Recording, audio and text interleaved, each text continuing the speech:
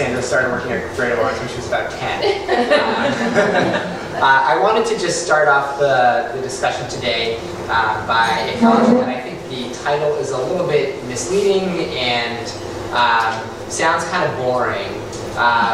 Really, what we want to talk about today is what you all heard about in the news this week, which is that right now it has been an alarming increase in the number of new HIV infections in the city and in Lowell, particularly, but throughout this region of Northeast Massachusetts, and that increase has been driven largely by the intersection between the opioid epidemic and infectious diseases. And so what we're going to talk to you today about is kind of how we have lived this experience and what we have done, some of the approaches that we have taken in response to these new infections. So without further ado, I'll turn over to Sandra to give you kind of a little bit of background. Great. Thank you very much. So we're going to talk a little bit about the health center, kind of the background of the health center, the demographics, and the programs that we have implemented really to address kind of the increase in HIV and provide care to our HIV patients. So the health center was established in 1980. We received federal funding through the 330 grant, and we are the second largest community health center in Massachusetts. We provide care to over almost 60,000 patients and have had 240,000 patient visits annually. We have about 600 employees. We have 6 primary care sites within the city of Lawrence. 4 of those sites are within various quadrants of Lawrence. Our main site is here at 34 Haverhill Street. We have 1 clinical site in South Lawrence in Merrimack Valley, that's right in the Registered Motor Vehicle Plaza. We have another site in the west side of Lawrence in the Market Basket Plaza, which is adjacent to the projects. And we have 1 site in North Lawrence on 150 Park Street. We also have 1 site that just recently opened in Methuen, so we're expanding our service area to Methuen. We also have 2 school-based health centers, 1 in the Lawrence Vocational School and 1 at the Lawrence High. And I forgot to mention we have another clinical site at our Lawrence General Hospital location. We also have 10, actually more than 10, healthcare for the homeless sites, and this is where we actually go to our most transient population. We go to local shelters, under the bridge, to behind the railroad tracks to provide care to this transient and homeless population. And we also have a mobile health unit that we take on the road to provide them with medical care. It's equipped with 2 exam rooms and has the same model as a clinical site. And also we are the home to the Lawrence Family Practice Residency Program, which is the nation's first community health center-based residency program, and we currently have 37 residents in training. So this is a picture of the mobile health unit.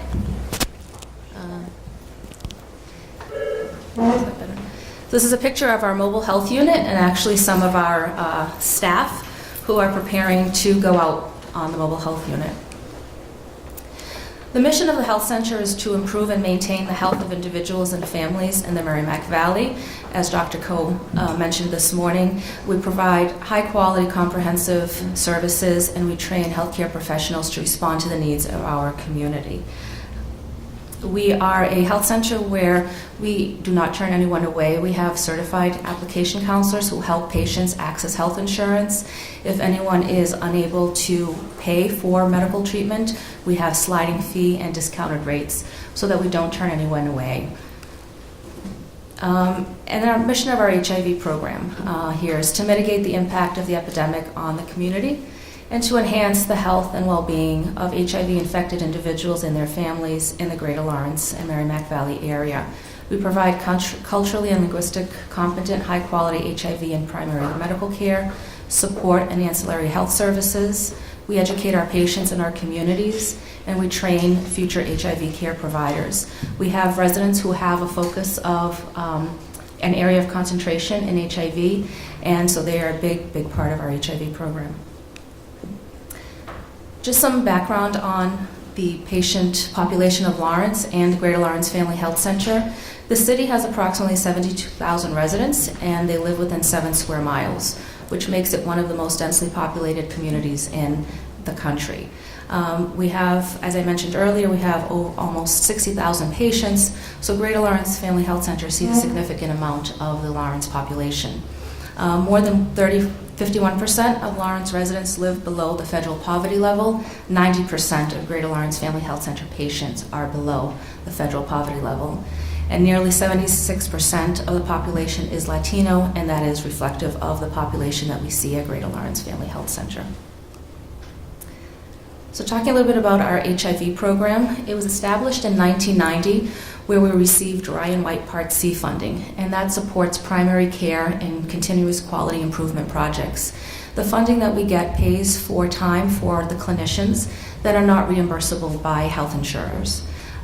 We also have staff who work at Lowell Community Health Center, and we provide support to them as a subrecipient. In 1994, we expanded our HIV program with Ryan White Part A funding, and this provides medical case management by non-clinical staff, as well as peer support, which involves peer support groups, as well as transportation for our HIV-positive clients, as if they have no other means of transportation. And around the same time, we received funding from the Massachusetts Department of Public Health to fund HIV prevention services. And our HIV prevention program today is at 98 Water Street, and we provide an array of services. We do HIV, sexually transmitted infection screenings, Hep C, counseling and testing, and we link to primary care any positive screenings. We also do overdose education, Narcan enrollment, and in January of last year, we became the local vendor approved by DPH for syringe services, which is needle exchange. And our staff do a lot of outreach in the community, going under the bridges, trying to engage the most high-risk populations, to get them into care, to get them into care, to get them tested, to get them screened, and provide a lot of education. And we do a lot of the syringe pickup in the community as well. So our HIV program structure, we believe in a comprehensive team-based approach to care. As I mentioned earlier, we have the primary care doctor, the HIV specialist, the medical case manager, we have the nurses, we have a nutritionist, clinical pharmacist. All of us really work together to provide our HIV patients with the best possible care. We have approximately 350 patients who are currently engaged in primary care and HIV care, and we have 30 patients who receive medical case management services from us, but have an outside HIV specialist. I'll turn that over to Amy. So Sandra has described a well-structured, well-funded HIV program, which you could probably find in many other institutions. And we were running a strong program for those living with HIV in Lawrence. And then June of 2016 happened. And we were chugging along nicely, and all of a sudden we realized that we had some new HIV infections among a group of people that we were not used to having HIV infections among. And they were acutely infected, meaning that they had just recently been exposed to HIV. And our well-structured HIV team ran to the rescue and started providing all of the services that we like to provide: case management, nurse care coordination, quick start of HIV, or the treatment for HIV by the clinicians. And I'm going to give you specific dates because I think this matters. It was in June that our prevention coordinator said to us, this is June of 2016, he said, something is different. The people who are coming into Water Street are different than what has been than the people who've been coming before. They look different, they're using differently. Something is about to happen. And on August 5th or 6th, I called Janice Bryant, who was sitting in the front row at DPH, and I said, something is wrong. We have 5 new infections among people who inject drugs. This has not happened to us before. And so this is when it began. And the reason I'm telling you the dates is that yesterday the Globe published that the CDC is tracking what is going on. We have been tracking this since June of 2016, and we appreciate that they're coming to support us. But we want you to know that we've not left the residents of Lawrence without care. We have been tracking this and doing everything. That's what we're going to talk to you about, is what we have been doing. So the very first thing we did was we alerted the Department of Public Health and said, this is new. We actually don't know exactly what's going on. We would like your help. And so we've been working in close partnership with the Department of Public Health, identifying when people are newly infected, providing them with partner services, and linking them to medical care immediately. Many people receive their diagnosis and receive their treatment on the same day, which is groundbreaking in HIV care. I can barely read my own slides from here. So I will go up here. So after we called DPH, I then went on vacation for a week. And when I came back, DPH had initiated a significant, with partnership with us, a significant response to what was going on. We had people on the ground here to support us, and we began engaging those who primarily were homeless, who were injecting drugs, and who were primarily living under the Casey Street Bridge. The mobile health unit at the Greater Lawrence Family Health Center had just been purchased, and so we parked outside the Casey Street Bridge and provided HIV testing, integrated HIV, Hep C, and STI testing. We had clinicians available to treat primary care issues, as well as identify those who have HIV. We provided insurance and all of the wraparound services that we provide our patients. And then because of this response in January of 2017, working closely with the Board of Health of Lawrence, we were approved to become the official needle exchange program for Lawrence. So this is, if you look at these numbers, I think you're going to see what happened.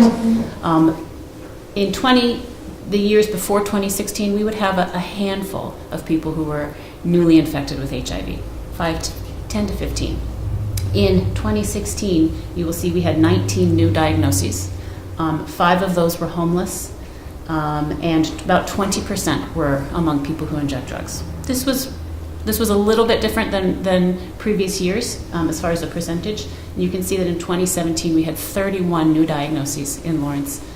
16 of them were homeless, and 60% were among people who inject drugs. You can also see, if you can go back 1 second, the age, much younger population, 80% are under the age of 40.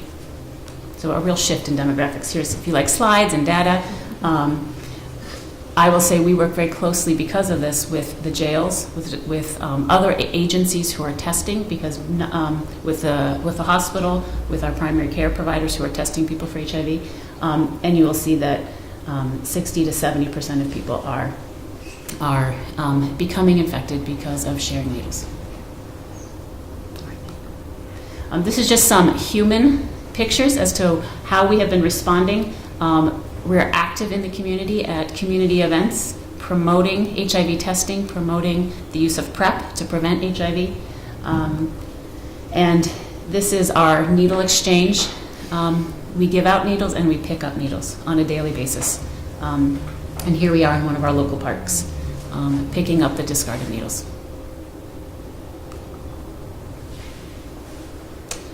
So what are we experiencing with our clients?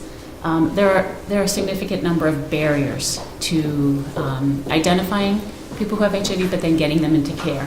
One of the most difficult things is locating our clients. They don't generally have street addresses, and they're transient. They tend to move around. There are also conflicting priorities. My priority is for somebody to be healthy and to get on ARV treatment. But when you are actively using, it can be very difficult to prioritize that at the same time. Now I have to use my correct words, substance abuse or substance use disorder, mental illness. And I will say that there has been a trend in the last year. A majority of the clients they've never been sick before. They're young. And so they may not they may not be used to having a primary care doctor. And so they're not well established at our health center. So helping them feel safe and trust our providers has been an issue. And the lack of identification cards so that you can get insurance, so that you can pick up your medications, is a significant time-consuming barrier that we face. So I will turn it over to Chris now to talk a little bit more about what we are doing to respond to this. And by the way, if you have questions, if you want to add, if you have any comments that you want to make, please feel free to do so. It's a pretty small group, and we want this to be interactive. So this, like Amy said, this the increase in new diagnoses has kind of shaken us, to say the least. And we've been working really hard to figure out how we can effectively engage patients who are newly diagnosed, get them in care, get them on treatment, in spite of all the barriers that are there. And we're also trying to figure out what can we do so that this doesn't continue, right? What are the approaches that we need to take? What are the interventions that we need to make within the community so that we can try to mitigate this ongoing outbreak of HIV that we have here in our community? So we've done a few things. One of the things that we've done has been to reevaluate the traditional model of HIV care in terms of what we generally expect of patients before we start them on medication. So if you don't know, I'm assuming that many of you don't know a lot about HIV and its treatment, but treatment for HIV is for life. Once you start the medications, you need to take them every single day. It's not like treating blood pressure, where if you miss a day here or there, it's probably not that big a deal.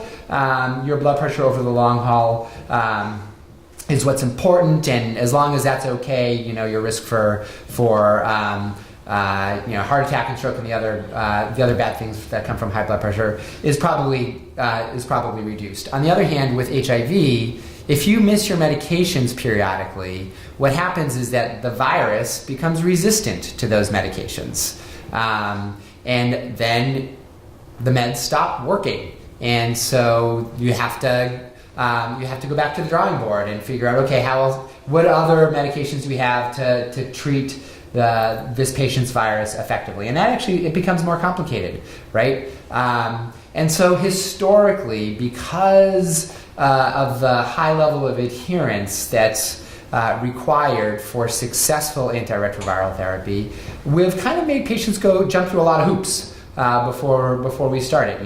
Multiple visits, checking a lot of labs, making sure that, in our opinion, they're ready for treatment, right? That they're going to take it, they're going to that they understand the implications of starting, and that they're committed to taking it for life.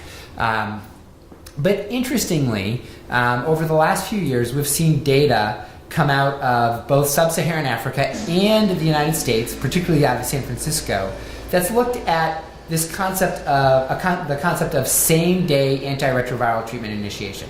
Right? It's counterintuitive for us in the HIV field, because we've so long depended on this build-up, this treatment preparation process to make sure that patients get started and are ready to get started on treatment. And what's been interesting about the data is that it turns out that these same-day initiation programs, or patients who are started within these same-day initiation programs, have a much higher likelihood of being virologically suppressed a year after they start treatment than if they're started according to traditional models of care.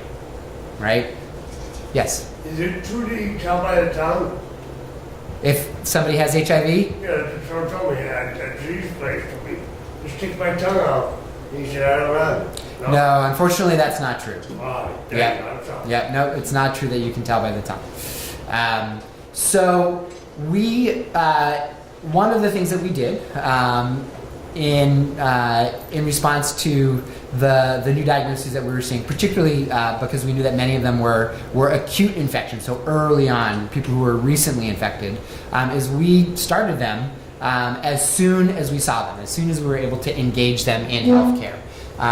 I can tell you that that's been variably successful. Some of those patients have actually done really well, and some of them we haven't actually seen again because of competing priorities, as Amy mentioned before. We tried directly observed therapy for a couple patients, meaning we had at the beginning of their treatment, we had patients coming in either every day or every week to get their medications and to be observed taking their medications, so that if there were any issues, we would be aware of them, and to help with that, adherence support over time. That also has involved really intensive case management and nursing support. We have one nurse in particular, Jasmine Allende, who has been essentially dedicated to working with our highest risk patients, and really going out into the community, trying to find these folks, and when they are when she finds them, supporting them with the resources that they need to be successful. And we've been partnering with many different organizations, like we've mentioned already, including LGH. One of our patients has not come into the clinic very often, but she does go to the emergency room fairly frequently, and we were able to liaise with the social workers in the emergency room and develop an open line of communication, and so we have been able to get her successfully suppressed through that liaison that we have with the hospital. So that has been really exciting because it means that she's not transmitting the virus to other people. Actually, can you go back briefly? I did want to also talk. So those are kind of some of the treatment, the innovative models of treatment that we've been implementing. But there are also prevention models that we're trying to implement that have been critical to the response. One of which is SSP. Who knows that? I mean, SSP stands for Syringe Services Program, and it's what we all. It's the acronym that we use when we talk about needle exchange. Lawrence did not have needle exchange until 2017. Patients had access to clean needles through what was then a voucher program. So at our community-based site, we would give vouchers that they could then use to bring to various pharmacies and get needles. But that's just an extra step, right? And for a lot of people, that extra step is a barrier, and it didn't always happen. And so now we have the needles available, the syringes available to give out at Water Street. We also bring them out to the community through our mobile health unit. And I want to say I'm really grateful to the city, particularly to the Mayor's Health Task Force, for understanding the importance of syringe services in terms of preventing HIV and other infectious diseases. I will note that in addition to HIV, reusing needles or reusing any of the equipment associated with drug use increases your risk for all kinds of infections, not just HIV, but hepatitis C. 90% of our new infections in Lawrence are hepatitis C co-infected, and that's a huge thing. If you're not aware, there are more people who die of hepatitis C related complications in the US every year than die of HIV related complications. So hepatitis C is a huge problem. There's also an ongoing outbreak of hepatitis B in Massachusetts. Not here in Lawrence yet, but in Bristol County, they've seen that. So there are other infectious diseases that we're talking about. And that doesn't even include the things that we see in the hospital all the time, like abscesses and deep cellulitis and endocarditis, and all of the other infectious complications that we see with substance use disorder. Yes? I had hepatitis B a long time ago. I got yellow jaundice for like white get yellow, my Uh-huh. eyes, the white get yellow. Do I still have it? It's possible, but most people who are infected with hepatitis B as an adult will clear the infection on their own. That's good. Most Can I people. ask you a question? Uh-huh. I was with a woman, I won't say graphic stuff. She said she couldn't get pregnant. What's that mean? I think that's something we could talk. Maybe you can ask me after, so then I'll try to help you understand that. That's okay. Yes, what other STDs, and I mentioned Hep C for other viruses, but what parallel or synonymous diseases do you see spiking up as well that might coincide at the same time that HIV is detected? What do you see? Right. So primarily, it's when we're talking about infections that are transmitted through injection drug use, we're talking primarily about viral hepatitis C and hepatitis B, and then there are a number of other infectious complications, including skin infections, joint bone infections,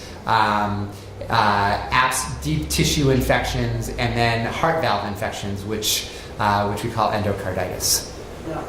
So if you're concerned that you've been exposed to HIV or any other sexually transmitted infection, we have a wide range of testing services available, both through the clinic as well as through our Water Street community-based site.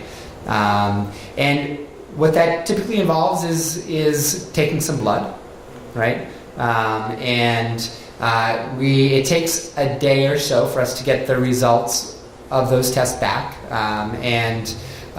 When we get those results back, we call you and, depending on what those results are, may bring you in for a visit and talk to you about them and talk to you about if the results are negative, we can talk to you about how to stay negative, what you need to do to stay negative, and if they're positive, we can talk to you about all of the different resources that are available to you, including medication, to help you live a normal, healthy life in spite of a positive diagnosis. Could a minor come in, or would they have to have parental? That's a great question, and minors in the state of Massachusetts are allowed to be tested and treated for sexually transmitted infections without parental consent, on average. Okay. I know a lot of reservation of young people, anybody to go in is to be tagged. They're so worried about privacy. Mm-hmm. Anybody with either no insurance, either undocumented, or just having something on paper that might even prevent them from getting employment, any of these things. How do you go about, maybe that's another question later that you'll deal with, but just how do you go about privacy and getting the information out and treating at the same time? So there's a rule called HIPAA, a law called HIPAA, that protects all health-related information for patients. And it is illegal to discriminate against individuals based on healthcare status. But if a person did not have the big, let's say they're not documented, would they be able to get? Yes, we treat all people who come to the health center, regardless of whether or not they have documentation.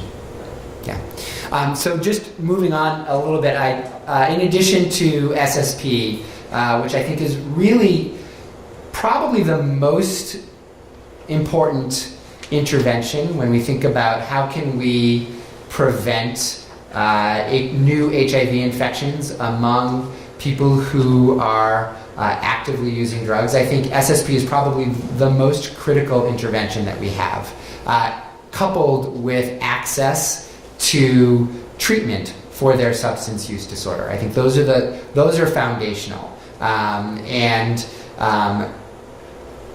Having said that, we know that not everybody is ready to engage in treatment for their substance use disorder, but there are other tools that we have that can prevent new HIV infections in people who are still using. And one of those tools is called PrEP, or pre-exposure prophylaxis. And that's a medication, it's a pill that you can take every day that prevents HIV. It's highly effective.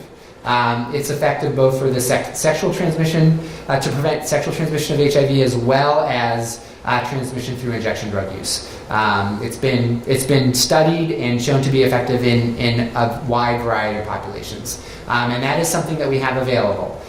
We've been trying to increase the number of patients at risk who are actually on pre-exposure prophylaxis. This has been a little bit of a challenge, but we've been working with the primary care providers in our clinic, educating them so that they're aware of this valuable intervention, and also they're comfortable prescribing it for their patients who they think are at risk. As part of our effort to expand access to pre-exposure prophylaxis, we actually were fortunate to receive a grant from the Mass League of Community Health Centers. Let me just... What's that? If someone had HIV and they didn't tell you, could you sue them? If they gave it to you? Can assume. No, can you sue them if they gave it to you, they didn't tell you? Can you sue them? No. No. No, you cannot. So, yeah, we got a grant from the Mass League of Community Health Centers, and the money that we got from the grant helped us to develop a whole bunch of educational materials for our clinicians, as well as neat little things that clinicians could use to make it easier for them to prescribe PrEP. We also have been working to try to educate the community about pre-exposure prophylaxis, but I will say that this has been a little bit of an uphill battle. It's still not widely known within the Lawrence community, at least, that there is a medication that you can take every day to prevent HIV, and so that is an ongoing process. And then, in terms of using pre-exposure prophylaxis for patients who are actively using drugs, one of the issues that has come up is that when people are actively using in a community where the number of new infections is high, there's a concern that if you give them the preventive medicine, you might actually be giving them incomplete treatment when they're already infected, because it turns out that the medicine that we use to prevent HIV is one of the same medications that we use to treat HIV, right? And so if somebody is already infected and you don't know it, and you give them this medication, then they will end up developing resistance to that medication, and it's an important medication for the treatment of HIV. And so, it gets a little bit tricky. How do you do this? How do you give patients the prevention effectively without putting them at risk if they happen to be already infected? And so we've been working with our clinicians and with our community-based workers to come up with protocols that enable us to do this safely and effectively. Yeah. Do people ever become resistant to the PrEP? Because it sounds like what it does is attack the virus. So that's a great question, and there have been very few cases reported of patients who have become infected with resistant HIV virus because of the pre-exposure prophylaxis. The cases that have been reported have primarily been among people who had HIV at the time that they started taking the pre-exposure prophylaxis without knowing it. All right. So what happened? Many people get infected. There have been a number of patients who have gotten infected while supposedly taking pre-exposure prophylaxis. Most of them don't become resistant, and the reason they don't become resistant is because the reason they got HIV in the first place is because they weren't taking the pre-exposure prophylaxis. if you take the pre-exposure prophylaxis every day the way it's prescribed, the likelihood that you're going to get infected is very, very, very low. So the risk of resistance is also very, very low.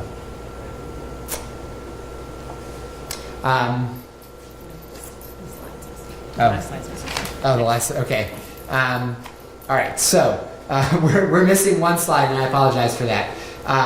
In terms of next steps and what we're doing, what we're planning moving forward, there are a couple of things that we're focusing on.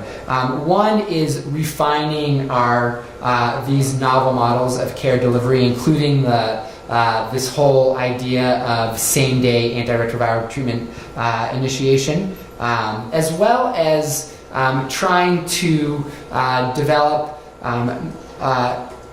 effective models of care and treatment in non-traditional clinical settings, like community-based sites, like the mobile health unit, and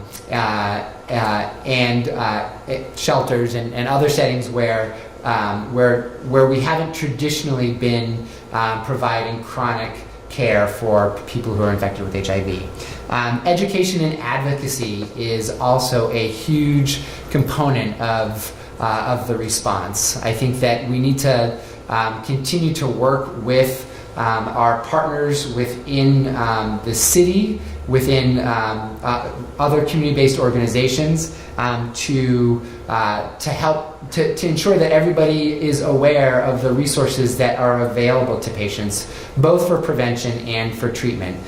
We have met with Nili. We actually meet with Nili regularly. Nili, your title again, Homelessness Initiatives Coordinator. Nili is the Homelessness Initiatives Coordinator for the City of Lawrence. We meet with him regularly. We've met with other city officials to strategize around how we can effectively engage our hardest to reach patients, as well as how we can effectively implement or more effectively implement, I should say, the syringe services program that we have in the city. We're open to other ideas and suggestions that people have. I think this has been a really difficult time to be an HIV provider and in the world of HIV service, because it's heartbreaking to see people who are out there getting infected with an infection that's completely preventable and not getting the care that they should get and can get that would enable them to live a long, healthy life. So, any additional thoughts, questions? I'm just curious if the Greenwood Health Center has ever considered an integrated care facility for people with mental illness, and where they can get their mental health care and their physical care together in satellite. So thank you for bringing that up. That is a great point. And that is something that we're actively working on. For patients who are already diagnosed with HIV, we have integrated behavioral health as part of our team-based model of care. So that does happen, but it's not as widespread within the clinic culture as we'd like it to be. I think the clinic as a whole, so if you don't have HIV, then you don't have integrated behavioral health as part of your routine health care. And I think you bring up a great point that in order to prevent new HIV infections, particularly among people who are at high risk because of their substance use disorder, because of comorbid mental health issues, we need to be doing a better job of integrating those behavioral health services into regular primary care. We're working on it. The GLFHC is developing a behavioral health team. They have a behavioral health team. We're working on growing that and figuring out how we can effectively integrate that into primary care. Yes? I don't know if this might be a question for Sandra, but do you have beds in these facilities for people who need a place? No, we have no beds. We have no beds. We do refer our clients to detox facilities, and we will help them make the call and set up transportation if they need it. What kind of services do you provide for pregnant women with HIV, who are HIV positive? Sure. We provide comprehensive HIV care to all pregnant women, and we have not had a positive baby since 1992. 93.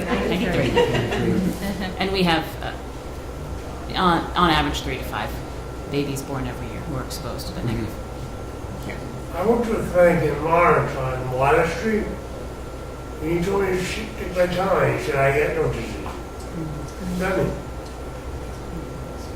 Did he do a swab? Did he take a little swab? I don't know. He did it first time, yeah. Okay, so we used to, it used to be that one of the tests that we used to test for HIV was an oral swab. So that's how we would be able to tell just by having you open your mouth. If they swabbed it, they could test for HIV that way. We don't do that test anymore because it's not as accurate. So, other questions? Yeah, how long does it take from test to diagnosis? So in terms of how long does it take for the test to actually run? Or is that what you're asking? No, I'm really asking, can you get a definitive answer that day? Is my question, basically. In theory, you can.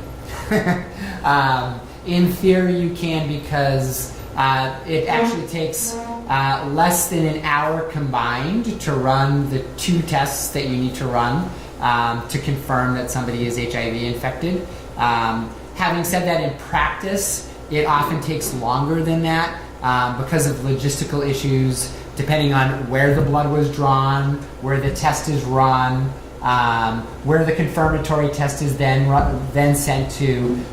So sometimes it actually takes a couple of days from the time you actually give your blood to the time you find out your diagnosis. But in theory, it can be done. Both tests, both the initial screening test and then the follow-up confirmatory test, can be completed within an hour. Can you just explain that when somebody does have a positive test result, it's not just based on one test? Yeah. So Donna's bringing up a good point, which is that in order to be we don't diagnose people with HIV based on a single test result. We do what's called a screening test. And that's the first test that we do, and that's a blood test.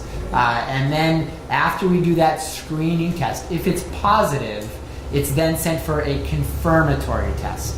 And it's only if both tests are positive that you are diagnosed as having HIV infection.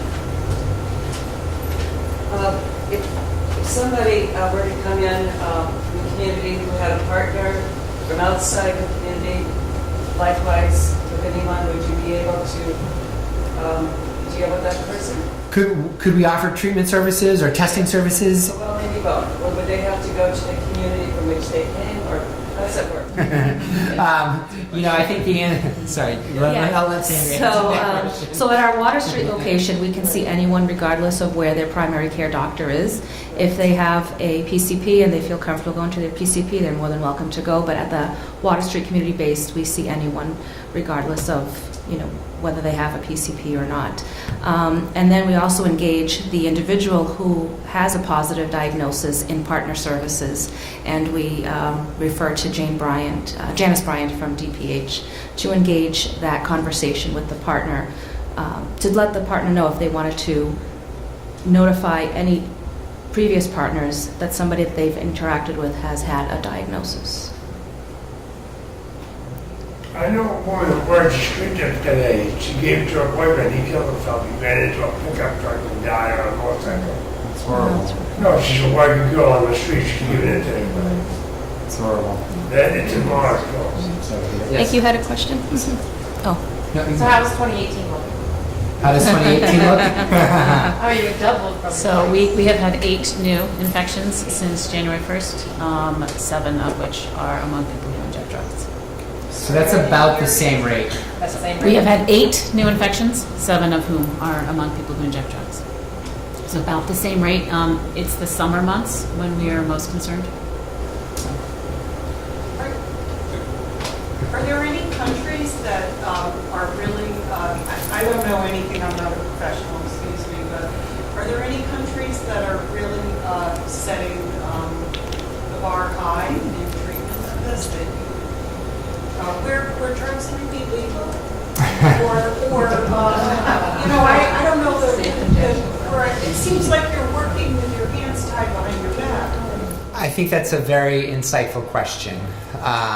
And without getting too deep into the politics, I would say that there are a number of evidence-based interventions that we have available that could reduce the risk of new infections in patients who are struggling from substance use disorder, including SSP, that are not widely implemented, or they're not as widely implemented as they should be. Not all Massachusetts communities have SSP. Lowell just only recently started SSP, and that's actually not, to my knowledge, it's not citywide. Janice, are you aware? There's one place where you can get it, and and this is brand new. So I would echo what Dr. Koh said, which is that in order for us to really have any significant impact on stemming the tide of the opioid epidemic in the United States, we need to change how we think about the opioid epidemic. We need to recognize that it is a relapsing brain disease. It is a public health problem. It is not a moral or legal problem that can be effectively dealt with through the criminal justice system. Right? The only way that we're going to be able to effectively deal with with this epidemic and break the cycle of ongoing opioid use disorder and the spread of infectious diseases that are associated with opioid use disorder is to treat it as the complex public health and behavioral issue that it is. And I think that the interventions that we have that can do that effectively are things like SSP, safe consumption facilities, making sure that all clinicians are trained in the provision of treatment for substance use disorder, making sure so that patients can get access to that treatment when they need it, making sure that people who are in our correctional facilities have access to effective treatment for their substance use disorder. Most patients who are imprisoned do not get treatment for their substance use disorder unless they are pregnant. And because of that, there is a 120-fold increase in the risk of overdose death post-release in the state of Massachusetts, because they do not get treatment for their substance use disorder while they're in jail, and then they lose their tolerance during that time. They use it, but then they go back, and then when patients are released and they relapse, they are at high risk for overdose as a result. So I think we have a lot of effective interventions that we know of from studies that have been done in other parts of the world, but we are not using those interventions as widely as we should be here in the United States. Can you tell me a little about the SS, how long you worked on getting that SSP? So I didn't even know this. 27 years. All right, how many years? 27. We were part of the original group that was trying Okay, to can you tell me a little bit about the 27th year and how did it happen? How did you finally wear them down to get this? So I can't tell you about all 27 years. It's all about political will. Okay, There's a lack of political will. so tell me the story. And so the reason, and the way we were able to get it implemented in the city of Lawrence even though there had been widespread opposition to SSP in Lawrence at many levels, was because we were able to show them the data from the new infections in 2016. I think that comes down to having people who work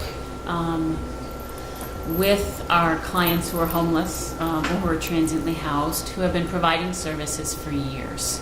They've been at Water Street or associated with the Healthcare for the Homeless team and have been providing care for people, providing condoms and all the supplies before we became an SSP site. And so it's trust. We also go very slowly. We do not, we educate and we promote, but we recognize that it's going to take sometimes many years for people to be ready to accept a service. And so, it's time, it's personality, and it's an understanding that, as we've said multiple times, this is a complex disease. And so we really try to find staff who are non-judgmental and who are willing to build relationships and be there over and over again for when somebody tries something and is not successful but comes back and tries again, and we will be there to provide that service again. And so what we get there every day? They go out 4 days a week. And if you're interested, in the next session, there is a whole presentation by our homeless team. The disease clinic I go to on Water Street, so they can't test you for hepatitis B. That's actually a good point. Right now, the test bundle, for lack of a better term, the testing that we do at our Water Street site does not include testing for acute or chronic hepatitis B, unfortunately, but it does for hepatitis C. So, yes. In the course of piloting these innovative strategies, have you seen any other communities take on some of those strategies? Have you collaborated with any of your colleagues across the country or across Massachusetts who have tried making these happen? We're working on that.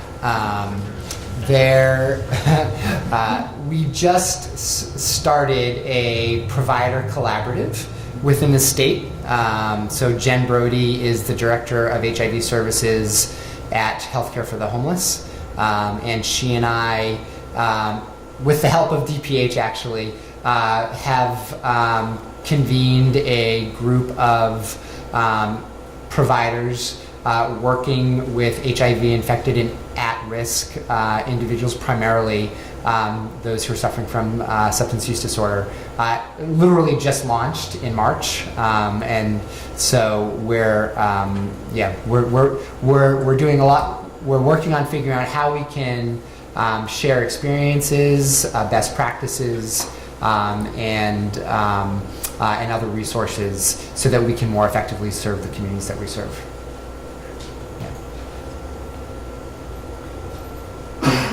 Yes, sir. How did they know I had hepatitis B if they had no test for it? Well, we do have a test for it. It's just that at the Water Street site, it's not part of what we do regularly. Oh, that's all. Yeah. Yes. If a potential volunteer or other person who wants to help out in this venue goes up, where would they go to get training and further education?